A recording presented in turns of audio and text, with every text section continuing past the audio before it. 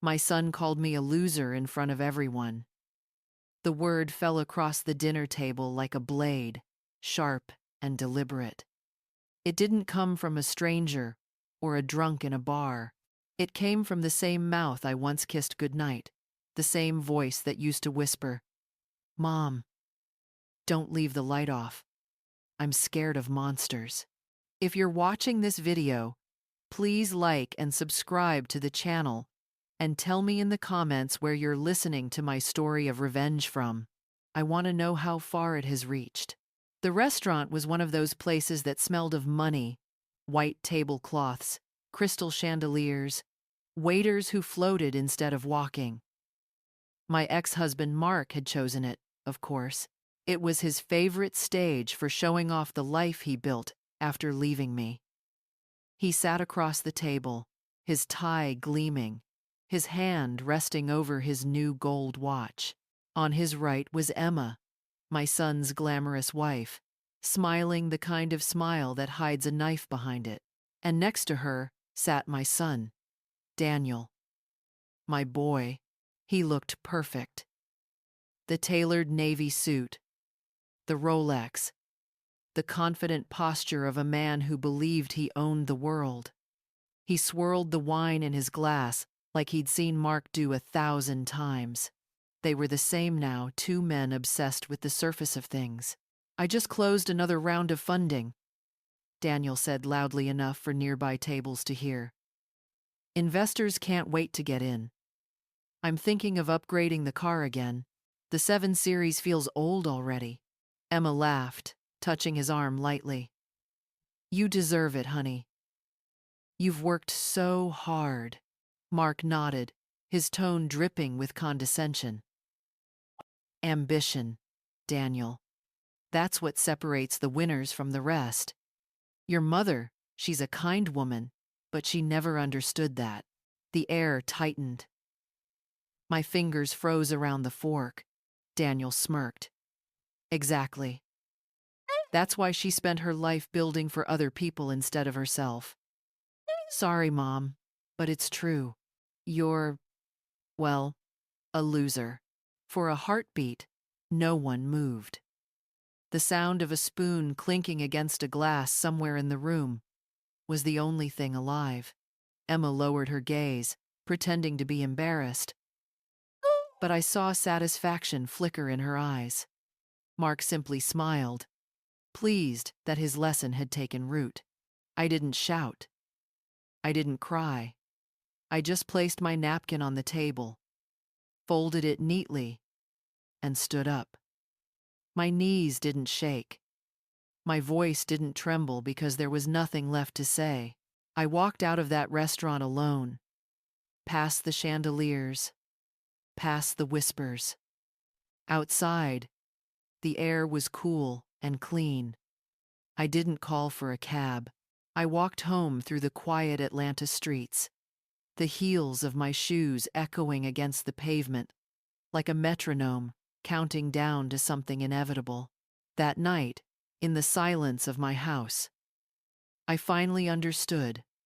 Monsters don't always hide under the bed. Sometimes, they sit across from you, wearing your last name and calling you Mom. To one that. And that was the night I decided I would take everything back. I have spent my whole life building things that last.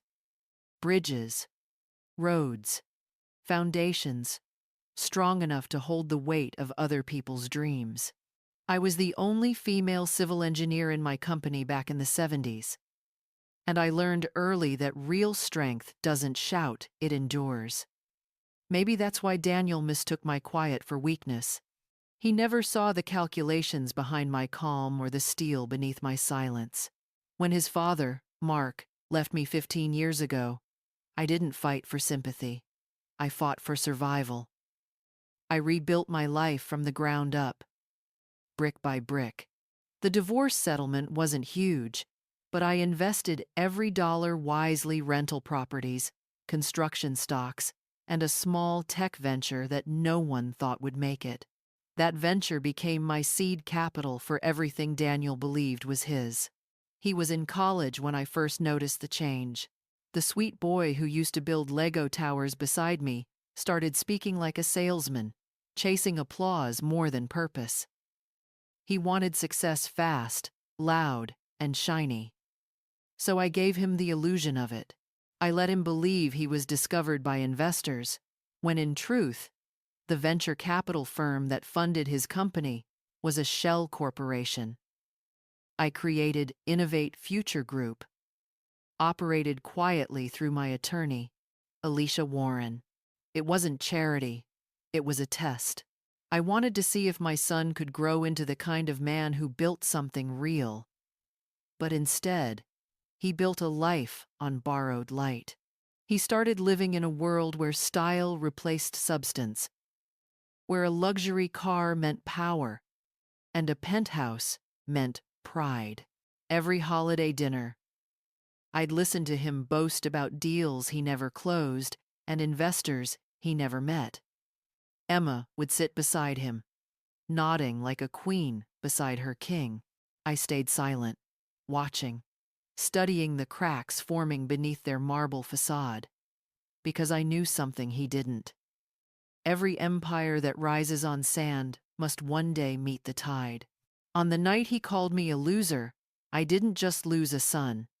I lost the last thread of hope that he would ever see me as more than his safety net. And so, as I walked home that night, I made a decision. If he needed to fall to learn how to stand, then I would no longer stop his fall.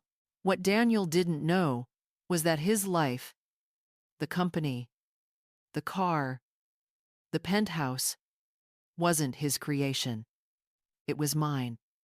And that night, I decided to start dismantling it, piece by piece. The next morning, I woke before sunrise. The house was silent, except for the soft ticking of the kitchen clock. I brewed my coffee the way I always did, black, no sugar, and watched the first light pour through the window like a quiet promise. My hands didn't tremble. I had been preparing for this day for years.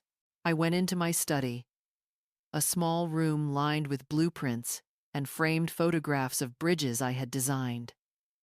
On the desk sat my old Dell computer, its screen faintly glowing in the dark. I turned it on and opened a folder marked SP. Inside it was everything: documents, contracts, legal frameworks that tied together the invisible web of companies under my name. At the center of it all was one phrase: Sunset Protocol. That's what my lawyer, Alicia Warren, and I had called it. A plan not for revenge, but for correction. The sunset was never about ending something. It was about bringing light to the truth before darkness took over completely. I opened my email and typed a short message. Subject: Initiate Sunset Protocol. Alicia, meet me tomorrow morning at your office, 8 a.m. Begin full review and dissolution of assets related to Daniel Collins and associated entities. I hit send. The quiet whoosh of the email leaving my outbox felt like the first stone of a bridge being laid. The bridge that would lead me back to peace. That evening, I walked through my garden, pruning the rose bushes that had overgrown during the summer. Gardening, like engineering, is about control, cutting what's dying so that life can return stronger. As I trimmed the withered stems, I thought about Daniel. I remembered him as a boy, running through this same yard, his hands stained with dirt and laughter. Somewhere between those small hands and the man who called me a loser, he lost his roots. Inside, I poured myself a glass of iced tea and sat by the window. The city lights of Atlanta blinked in the distance, silent witnesses to my resolve. I wasn't angry anymore. Anger was a luxury of the powerless. What I felt now was colder, clearer, a sense of design, of necessary structure. Tomorrow, the the first phase would begin. By Monday morning, Daniel's world would start to shift. And for the first time in my life, I wouldn't be the one holding it together. Alicia Warren's office sat high above Peachtree Street, all glass and sunlight. She had been my attorney, confidant, and at times, the only person who truly understood the difference between vengeance and justice. When I walked in that morning, she didn't need to ask why I was there. She simply nodded toward the leather chair across from her desk and said softly, "It's time, isn't it?" I handed her a file folder, thick with signatures and sealed documents. "Everything we built to protect him," I said. "Now, we dismantle it. Everything." She put on her glasses and began scanning the papers. AC Tech Solutions, 60% ownership through Innovate Future Group, registered in Delaware. Collins Holdings owns the BMW lease. Oak Ridge Properties owns the penthouse lease under executive status. And Mark. She paused, smirking. Still getting 50 grand a month in consulting fees from Daniel's company. All through your trust. I leaned back in my chair. He called me a loser, Alicia. She looked up, her eyes soft. Then let's remind them who built their ladder. We began planning every detail. Each thread of the tapestry I'd woven to hold them up would now be pulled, quietly, precisely. Alicia called it controlled demolition. The finally fought Monday morning. Revoke the vehicle lease under Collins Holdings, she said, typing rapidly. Tuesday. Freeze AC Tech corporate cards and accounts. Wednesday. Terminate the penthouse lease under the employment clause. They'll feel the ground shifting before they even understand why. I nodded.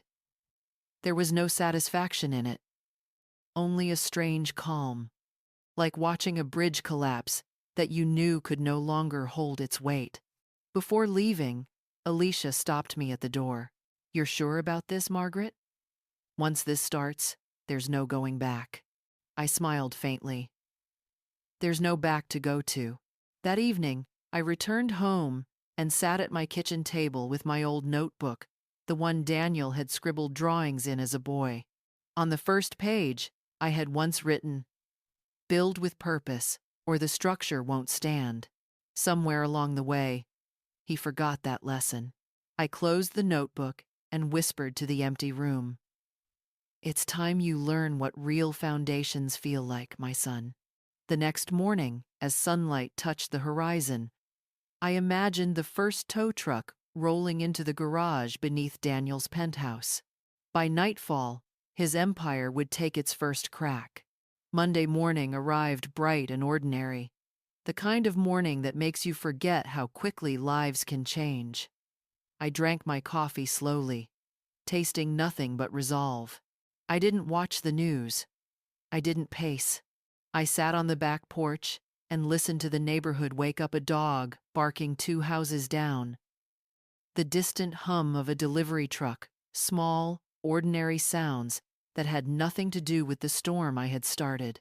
Around 9, my phone buzzed. No missed calls. No frantic texts from Daniel yet. That calm felt deliberate, like the quiet right before a thunderclap. I kept my eyes on the roses until the first message came through a short, clipped email from Alicia. Vehicle repossessed.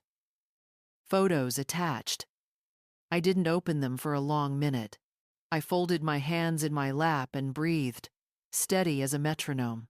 Later that morning, screenshots found their way to social feeds. The image was ridiculous. A black BMW being winched out of a gleaming underground garage while suited security guards and neighbors gaped. The license plate, the logo, the polished chrome, all symbols of the life Daniel had flashed around like a badge. There was no poetic justice in the picture, only the sterile mechanics of a tow truck doing the job it had been paid to do. By noon, a flurry of calls began. Mark called, and I let it go to voicemail. He left a message, the edges of his voice frayed by panic. "Margaret, this is a mistake. You know I never wanted." He trailed off into pleas. I didn't reply. Let them feel the first inconvenience, the jolt of being forced to improvise, to ride an Uber across town, to sit in traffic and think. Daniel texted me later that afternoon. I read his words twice before replying once. "Where is my car?" he wrote. Then a second message. "This is ridiculous, Mom. Fix it." I typed 3 words and hit send. You lost it.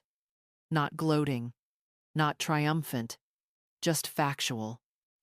In my chest, there was a hollow ache where worry used to live. This was the point where my role shifted from protector to teacher, and that change was heavier than any anger. He tried everything. Calls to leasing companies, frantic emails to Alicia's firm, angry voicemails left for executives who, up until now, had only admired his charm. The world he had taken for granted responded with bureaucracy and documentation. Contracts read, clauses enforced, signatures checked. It was legal. It was one more professional thing he had never learned to navigate himself because someone else had always done it for him. That evening, a neighbor posted a short clip of Daniel standing on the curb, suit wrinkled, phone clenched to his ear, watching the tow truck pull his status away. He looked small in that frame, not because of his clothes, but because of how exposed he suddenly was. Pride is loud until the moment it isn't. I sat in my kitchen and watched the sun sink behind the oaks. The garden smelled like cut grass, and something softer, the kind of quiet that comes after an honest rain. There was no celebration. There was no malice. Just the steady work of someone who had spent a lifetime building things that last, now taking apart a lie with the same patient hands. Tomorrow would bring another lesson. Tuesday morning, the city was washed in sunlight, but in Daniel's world, clouds were already gathering. I imagined him walking into the glass tower downtown, trying to look composed, pretending the chaos of yesterday was a fluke. I'd known that look since he was 12. The face he wore after lying about a broken window, convinced charm could fix what discipline refused to teach. While he played the part of the confident CEO, Alicia's email arrived in my inbox. Phase 2, complete. Corporate accounts, frozen as of 9 a.m. I read the words, then closed my laptop without a hint of satisfaction. The process had begun long before these actions. Years of uncorrected arrogance and blind entitlement had led him here.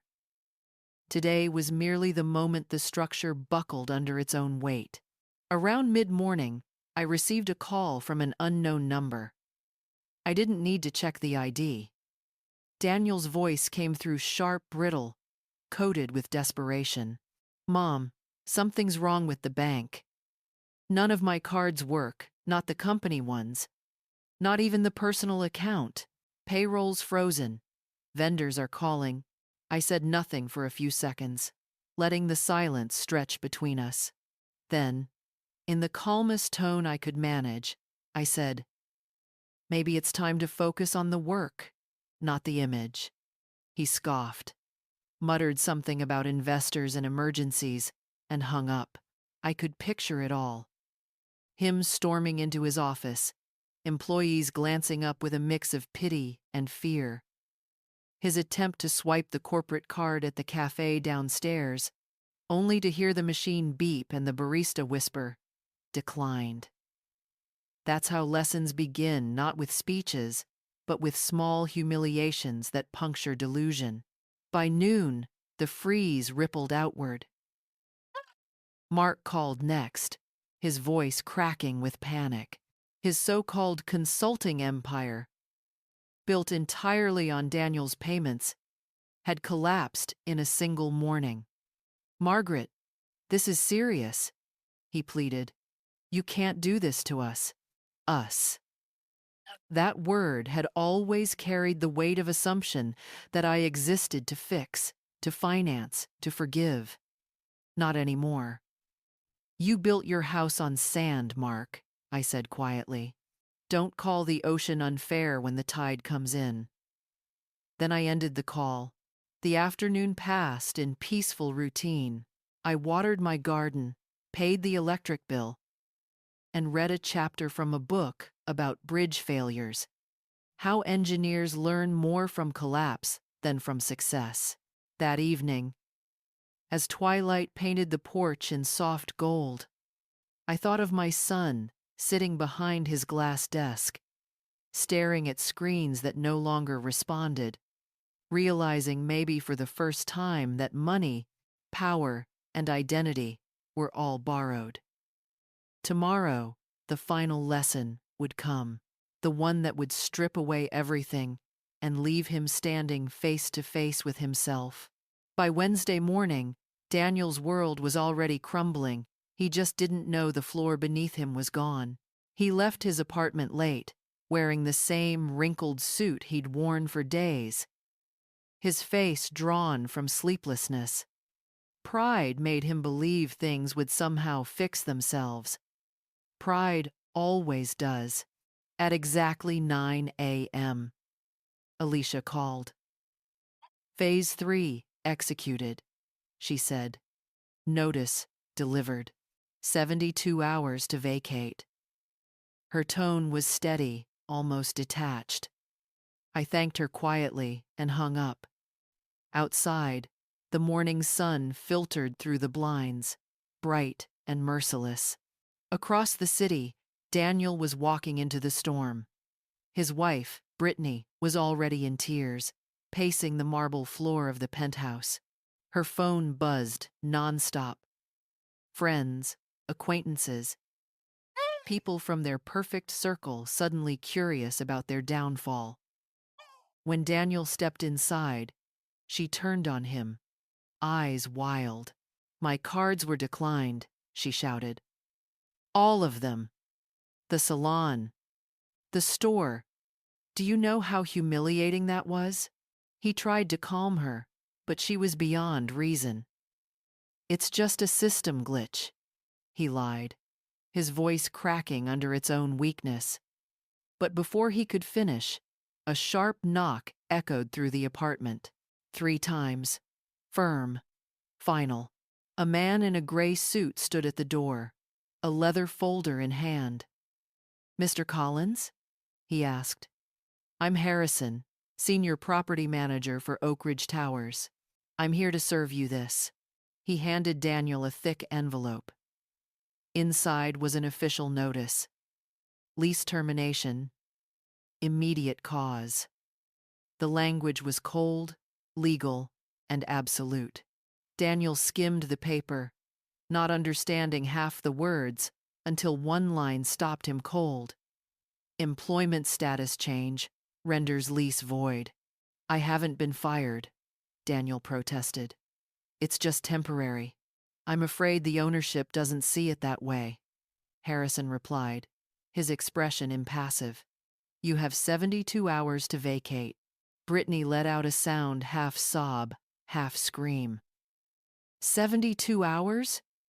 We can't just leave. This is our home. The man gave a polite nod. Then I suggest you start packing. He left as quietly as he came, closing the door with a soft click that sounded more final than any slam. When the silence settled, Brittany turned on Daniel. This is your fault, she hissed. You and your stupid pride. You ruined everything. Eddie did not. Daniel stood motionless, the papers trembling in his hand. His voice came out barely above a whisper. No, he said. It was never really ours, was it? That night, as the rain began to fall over Atlanta, I sat by my window, watching lightning flicker over the skyline. For years, I had been the unseen force holding his world together. Now, I was the quiet architect dismantling it piece by piece, illusion by illusion, until only truth remained. Daniel sat across from me in the dim light of my study. His posture slumped, his confidence gone. The rain, tapping against the window, filled the silence between us. For the first time in years, I saw my son not as the man he pretended to be, but as the frightened boy I once held when thunder scared him. His eyes darted between me and the laptop screen, scanning the documents that detailed every company, every account, every property he thought he owned. So you're saying all of it, the company, the car, the penthouse, it was you? He asked, voice trembling. Yes, I said. Every piece of your success was built on a foundation I poured. You only decorated the walls. He swallowed hard, the weight of truth sinking in. Then why let me live that lie?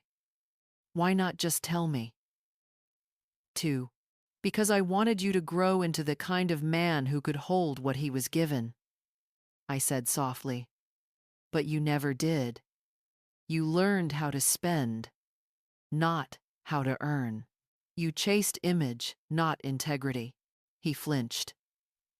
You could have helped me, Mom. You didn't have to destroy me. 7. I didn't destroy you, Daniel. I just removed the scaffolding that kept you standing. What's left is yours to build or to crumble.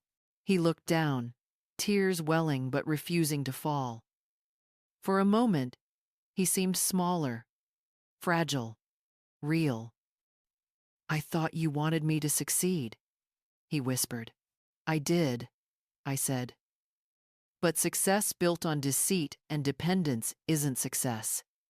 It's decoration on sand. I turned the screen toward him again, showing the trust documents my name on every line that mattered. You were never meant to live like this. I gave you everything, but I forgot to give you struggle. And without struggle, there's no spine. He leaned back, defeated. So what do I do now? You start over, I said. You find work that humbles you. You pay rent on a place you can afford. You learn what it feels like to stand on your own 2 feet. He looked up, eyes red, voice cracking. Do you still love me? I smiled faintly. Of course. That's why I did this. Because love isn't giving someone everything. It's teaching them to live without you. He didn't speak again. He just nodded, then stood and walked toward the door. I watched him go, the sound of his footsteps fading into the night. When the door closed, I turned off the lamp. The study fell into soft darkness. It was over, not the love, not the bond, but the illusion. For the first time in years, both of us had something real to begin with. The days that followed were wrapped in a silence unlike any I had known before. It wasn't the silence of loneliness. It was the silence that comes when noise has finally run its course. I no longer waited for Daniel's calls. I no longer anticipated the next crisis that would pull me back into his chaos. The air in my home felt cleaner, as if it had been purged of years of invisible dust.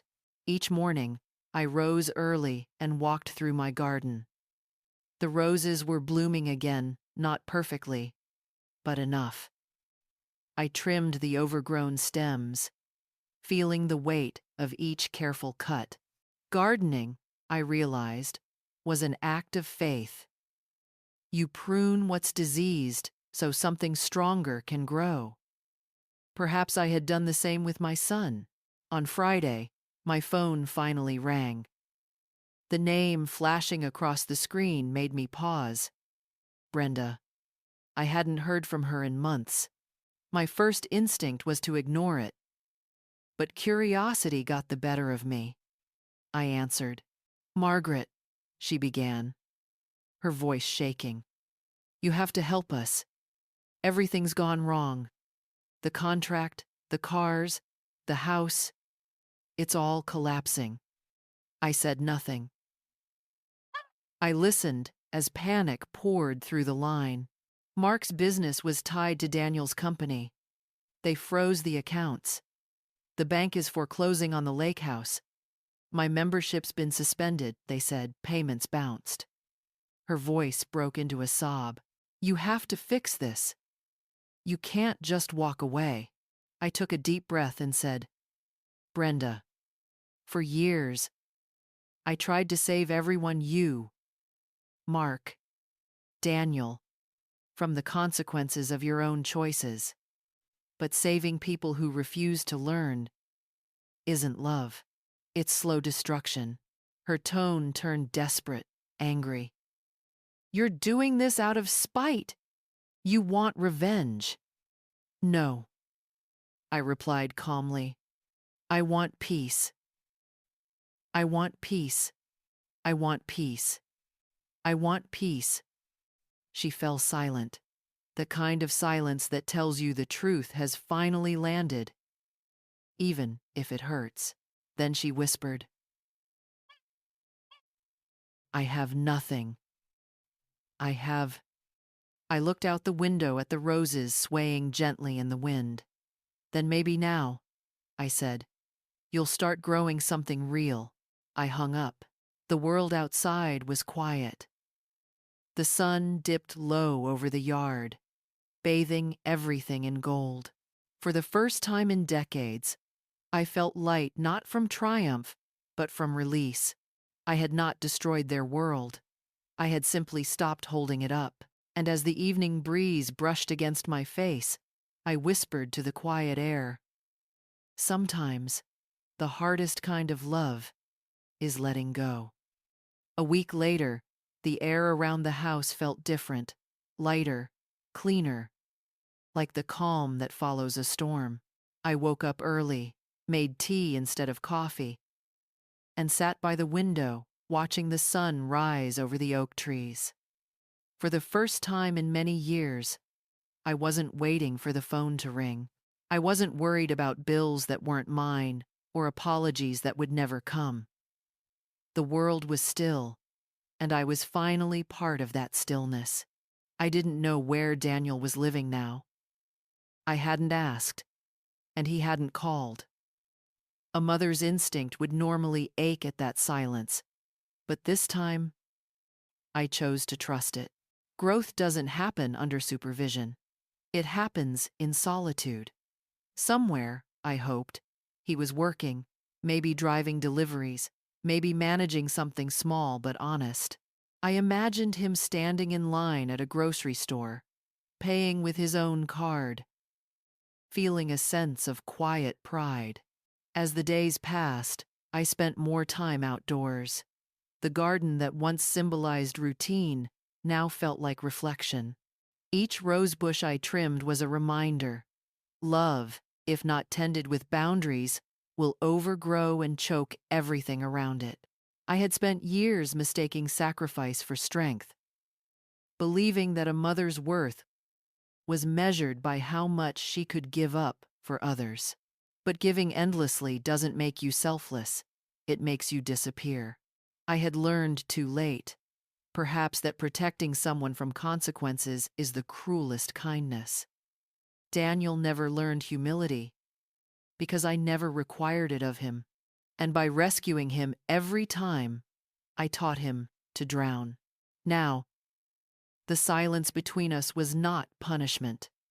It was space sacred, necessary space where he could begin again. One evening, as the sky turned to gold, I saw a young couple walking past my gate, hand in hand, their laughter echoing down the street. I smiled faintly, remembering how Daniel once walked that way, too full of dreams, untarnished by ego. I whispered into the quiet, "May you find your way back, my son. Not to me, but to yourself." I sat down with my old engineering notebook, its pages yellowed, but still lined with neat calculations. On the first page, I added one final note, written not for a structure of steel or stone, but for the fragile architecture of love, build with purpose. Strength means knowing what to carry and what to let go. Every foundation must bear its own weight, even the ones we build for those we love. As dusk settled, I closed the notebook and placed it gently on the desk. The house around me was quiet, but it was no longer lonely. The truth was simple. I hadn't destroyed my son's world. I had cleared the debris so he could finally build his own. And as the last light faded from the sky, I realized something I wish every parent could understand, that sometimes the most loving thing you can do is to stop saving them.